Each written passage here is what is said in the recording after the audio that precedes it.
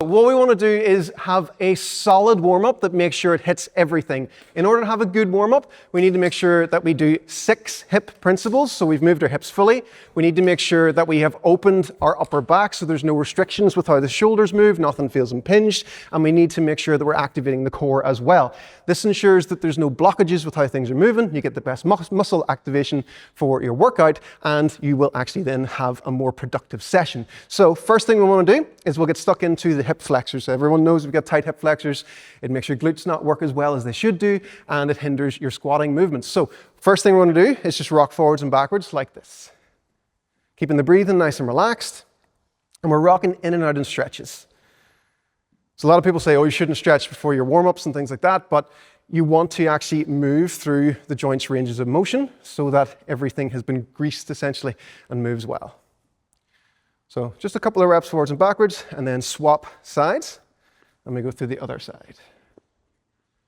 Again, squeeze the glute of the back leg, and try and get your hip to come forward. So this is working on our hip extension right now, and the back leg. So the back leg here is the focus. Awesome.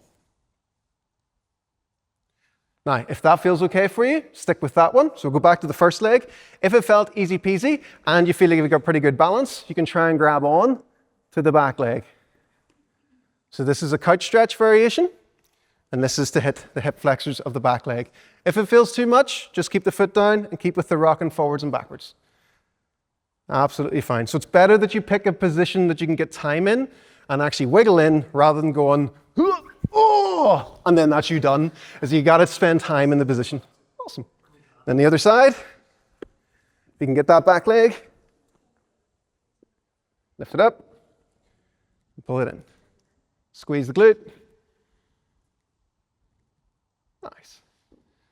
So, next one is the 90-90 position. Easiest variation of this is to have the legs in close. So first things first, we can just swap from side to side. So if you put your hands down behind you, and just swap over, other side. So we're rotating the hips, and then back to the other side.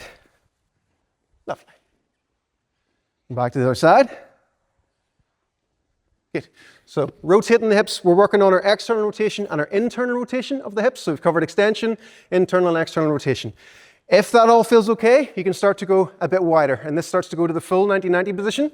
So now the feet are a little bit more away. You've got right angles at the hip and the knee, and then same thing, you can then change to the other side. What we want to see long term is that you can change without needing to put the hands down. Fantastic. Nice. We're just warming the hips up, moving the hips like hips. So if you're going to be doing any squatting movements, deadlifting movements, always make sure to rotate your hips first. Does anyone feel they've got one side tighter than the other? Yeah? So, we're going to do both sides anyway, but go to your tighter side, and we'll spend a bit longer on that side. So what we do here is put both hands down beside the leg, and then you can start to lean yourself forwards. And this works on your external rotation. Nice deep breath. Nice. So what I want you to do is sit yourself up like this, okay? So from here, I try and get my sternum this way by keeping my back straight and leaning into my hip. I don't do this. Okay, so this is just me rounding my back. What we want to do is get into the hip and then lean ourselves forwards. Nice. Feel a deeper stretch in the hip? Good. So the whole thing about today is we want to make sure we're feeling stretches in the right place. So if you're going, this is easy peasy, and you're not really feeling much in the hip, you're not getting what you want from it. So I'm very lazy. I like to know that the stretch is working for me, so I like to know exactly how something works, otherwise I don't care about it and I don't want to do it, okay? So from here, we make sure we get the hip, we push into the hip. So this is actually as far as I can get, whereas if I round my back, so much deeper, but nothing changed in the hip. Nice. And then back to the other side. Push through.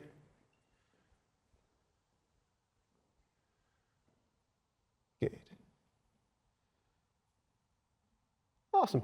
So We've done 3 so far. Next one will be our hip flexion. So on all fours. From here, bring one leg up in front, like this. Nice. From here, see how close you can get your elbow down to the floor beside your heel. Don't force it, just see where you can get to.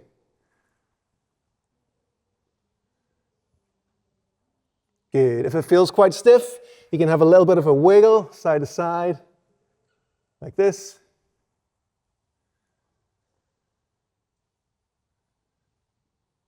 This is called the Deep Lunge test. For a pass for your hip flexibility, you want to see, can you get the elbow down beside the heel? And you want to see, can you do that on both sides? So go to the other leg and test the other side. So don't force it. It's where you can get to comfortably. And if you can get all the way down, that's what we're looking for long term. So for you guys today that are a wee bit higher up the shin, so when I first seen this movement, I was about here. I was above mid shin, and it took me a good 6 months to really start to get it to go. But it's nice because you've got something you can track then. So I'm very big on flexibility movements. It's like, I was here, now I'm here, I know I've made improvement. That's what we're after. So for some of you that are gritting your teeth right now and being like, this is never going to happen, it will happen. You just got to take your time with it. Awesome. So you can wiggle around and then bring it down. Now, this is a super exercise for a warm-up, okay? So what I want you to do is bring your elbow down, and then from there, reach your arm in front like this, then reach up, rotate your hand backwards, bring your arm down behind you. So now you've internally rotated the shoulder. Your hand is at your lower back, and then you rotate through your upper back. Take a big deep breath in, and breathe out. Twist yourself further. You're working extension of the back leg, you're working deep hip flexion of the front leg, and you're also working on your thoracic rotation and your shoulder rotation at the same time. So for reps, it can look like this. Elbow goes down, we reach forwards, we rotate, we go to the back, we breathe out, we twist the upper back. Elbow goes down, we reach forwards, we go back, down, breathe out. Breath is key. Once you've gone as far as you can, you feel like you get stuck in a movement, big breath in, breathe out, and you always find you can get that a little bit further. Okay, so nice and slowly to the other leg. Same idea. Elbow is down, we reach it out, we rotate the upper back, we go down, we reach, we rotate, big breath in, breathe out, elbow goes down, we reach, we rotate,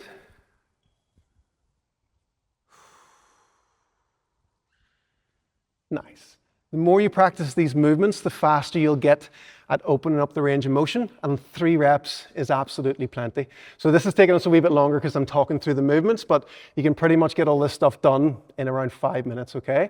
So last thing we want to go for is our core activation. So for our hips, we did our extension, we did our flexion, we did internal rotation and our external rotation. We also want to work on the strength of the abductors and the adductors. The way to do that is side plank position, and you stagger the feet. So feet not like this, we want feet staggered, okay?